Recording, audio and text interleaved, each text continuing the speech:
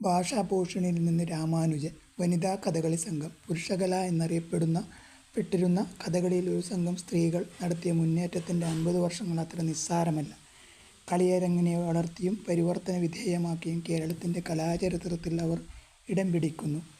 കലാമണ്ഡലം കൃഷ്ണൻ നായരുടെ ആശീർവാദത്തോടെ തൃപ്പൂണിത്തുറയിൽ വനിതാ കഥകളി സംഘം എല്ലാ അർത്ഥത്തിലും ചുവടുറപ്പിക്കുകയായിരുന്നു. കണ്ണിണയ്ക്കാനന്ദം. ഭീമാർജുനന്മാരുടെ യുദ്ധവീര്യവും പാഞ്ചാലി വസ്ത്രാക്ഷേപത്തിലുള്ള അവരുടെ തിളയ്ക്കുന്ന പകയും ശ്രീകൃഷ്ണൻ്റെ ബന്ധുത്വവും ചേരുമ്പോൾ കുരുക്ഷേത്ര യുദ്ധത്തിൽ തൻ്റെ ഭർത്താവ് വധിക്കപ്പെടുമോ എന്ന ഭയം ദുര്യോധന പത്നി ഭാനുമതിയെ വല്ലാതെ വേവലാതിപ്പെടുത്തി. ദുര്യോധനൻ കഴിയും വിധമെല്ലാം ആശ്വസിപ്പിക്കാൻ ശ്രമിച്ചിട്ടും പ്രിയപത്നിയുടെ സങ്കടം കുറയുന്നില്ല. ഒടുവിൽ സുയോധനൻ തൻ്റെ സന്തത സഹചാരിയായ കർണനെ ആ ദൗത്യം ഏൽപ്പിക്കുന്നു. കർണൻ ഭാനുമതിയെ തങ്ങളുടെ അക്ഷൗഹിണിപ്പടയുടെ കരുത്തിനെക്കുറിച്ച് വിസ്തരിച്ചും വിമതരായ കൗന്ദിയരെ നിഗ്രഹിച്ച് തനിക്ക് പ്രാണന് തുല്യനായ ദുര്യോധനെ ചക്രവർത്തിയായി വാഴിക്കുമെന്ന് വാക്കുകൊടുത്തു സമാശ്വസിപ്പിക്കുന്നു.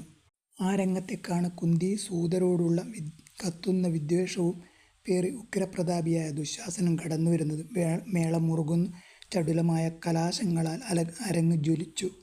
കുന്തിയുമായുള്ള കൂടിക്കാഴ്ചയും ഒടുവിൽ ദുര്യോധനോട് തൻ്റെ കൂറ് പ്രഖ്യാപിക്കുന്ന ശപഥവും ചെയ്ത് വേഷക്കാർ പിൻവാങ്ങി.